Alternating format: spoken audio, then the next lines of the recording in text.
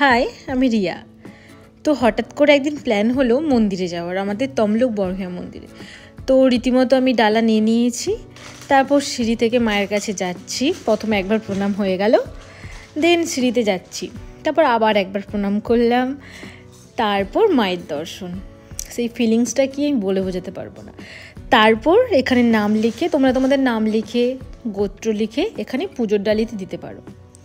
তো লেখার পর তারপর চলে যাবো মায়ের কাছে। তারপর আমার হাইটটা বেশি হওয়ার জন্য আমার হাত পাচ্ছিল না, তাই এই প্রসেসে আমি ঘন্টিটা টাং করে বাজিয়ে দিলাম।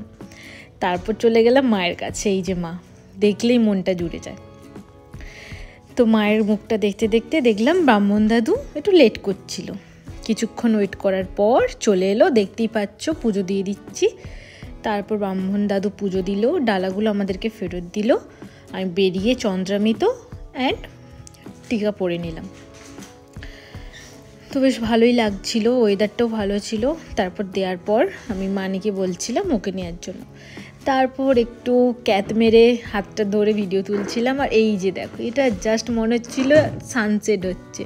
আর এই যে জায়গাটা দেখতে পাচ্ছ, তোমরা যারাই তমলুক বড়ঘা মন্দির এসেছো তারা জানবে এখানে বিয়ে হয়। খুবই জাগ্রত মা।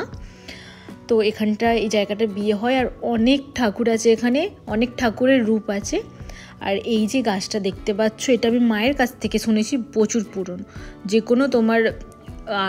কোনো তোমার কিছু মান্নাত থাকলে এখানে তুমি বাঁধতে পারো। আর এই জায়গাটা খুবই সুন্দর লাগছিল, তাই ক্লিক করে নিয়েছি।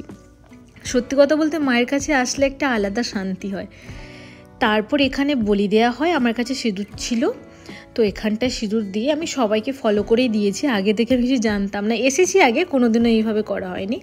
তারপর যাই হোক মায়ের কাছে নিয়ে ভালো করে প্রণাম টনাম করে তারপর আরেকবার জাস্ট তোমরা দেখো, মানে এত শান্তি হবে শুধু মনমে, যেন মানে কিচ্ছু আর পৃথিবীর ঝুট ঝামেলা থেকে অনেক দূরে তোমরা সবাই।